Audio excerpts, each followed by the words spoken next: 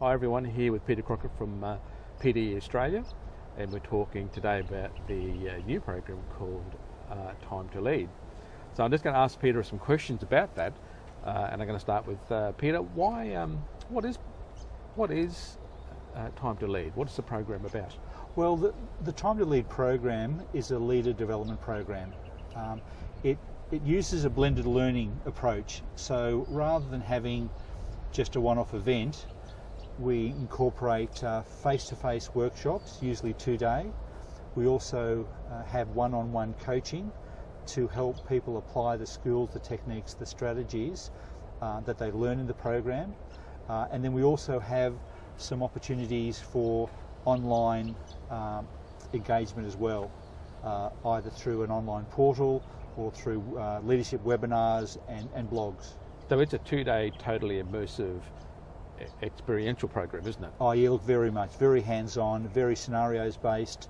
So people are challenged, they're put into situations where they need to apply the techniques and the strategies that we cover in the program, but they're really assisted and supported and encouraged to, I guess, take themselves to the next level of leadership. Okay. So why did you develop this program? I know you've been working with people a long time, but why did you develop this particular program? Well, yeah, look, I've been consulting to organisations for many years, and what I've seen is great technical managers, engineers, accountants, IT, all those people with great technical skills who really haven't had the basis for how to lead people effectively. They've learned either a couple of ways, one through trial and error, often more error than trial, or they've learned from other leaders or managers, some good, some not so good. So I really wanted to give people who are technically focused particularly a sound foundation of leadership competency, so that they can then really feel effective in how they lead people, and then the outcomes that they get from those teams or people or organisations. And what are the outcomes of people doing this type of exercise, like in the long term? How does it benefit the person and how does it benefit the company? Okay, they develop capabilities and skills and strategies that they can use on a day-to-day basis. And I guess what I've seen is often people don't like going to work. Some people don't like going to work, which sounds crazy, but they usually don't, because one of two reasons. They either don't feel effective in how they manage people and lead people. And I was speaking to someone the other day, and they said, in this modern day, managers, technical managers particularly, can't hide. And I said, oh, what do you mean by hiding? And they said, well, they can't just say, I'm an accountant, leave me alone, I want to do my accounting. They have to lead their staff, they need to lead their clients. And so what they find is, as they develop those skills through this program, they feel effective, they feel competent, and they feel more positive, and that then creates that same feeling through their team. And so for the organisation, there are huge costs in terms of recruitment and retention. And so that, conservatively, it's been estimated that to lose a person is about the cost of their salary. So if you employed someone for $80,000 a year, it would typically cost you to recruit someone, to train them, to get back the corporate knowledge, if you like, is going to cost you $80,000. And what's clear is people don't leave jobs, they leave people. So when they don't feel valued, acknowledged, supported and nurtured, then that's when they're most likely going to leave a position. How do you find over time that people respond to leadership development programs? Is it something which helps in the short term, or does the skills they can take away for the rest of their working career? Yeah, look, both. In my experience, there's some great aha moments for them where it's almost they don't know what they don't know.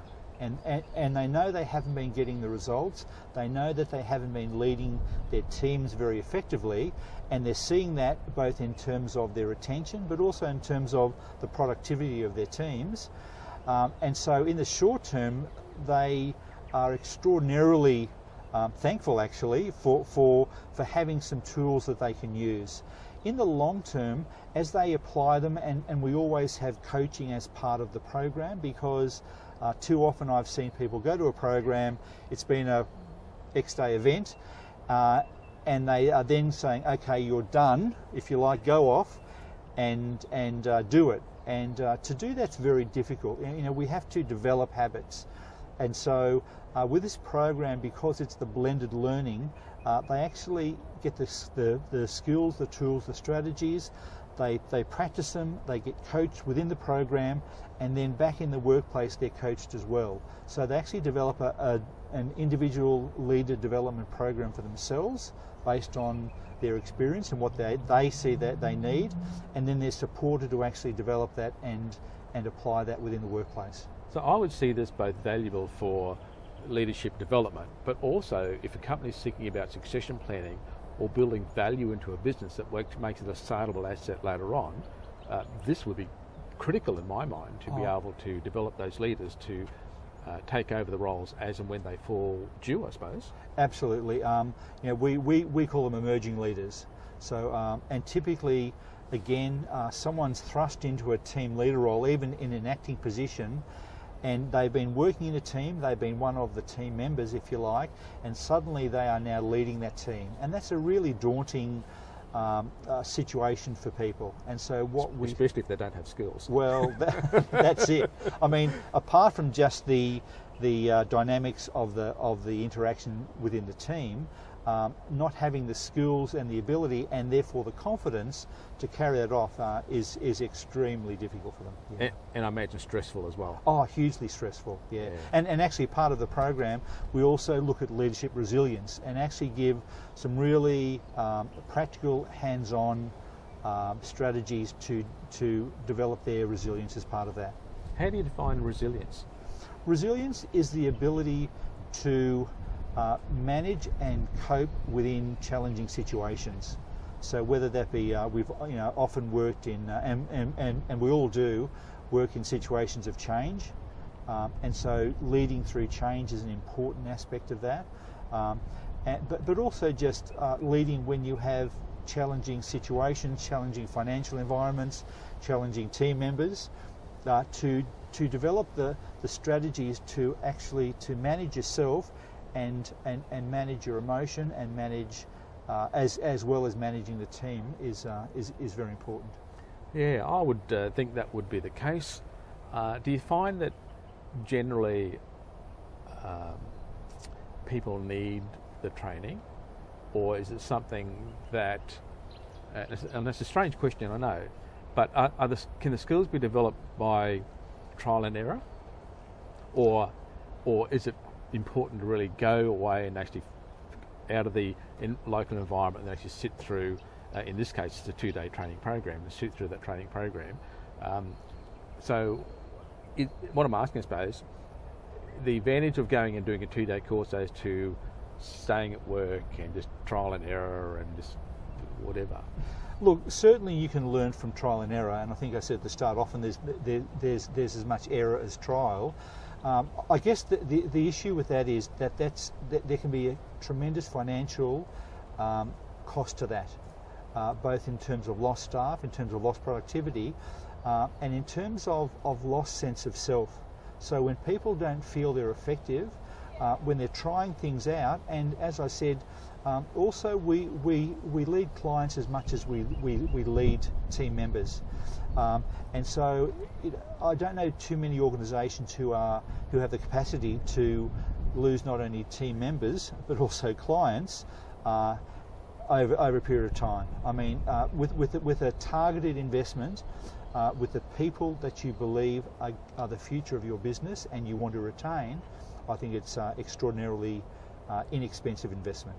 So Peter, how can people find out more or contact you? Okay, we are just developing a landing page which is called Time to Lead. My email address is pdeaustralia@bigpond.com, and my phone number is 0416 185 575. Fantastic. Thank you for your time today, Peter. Great.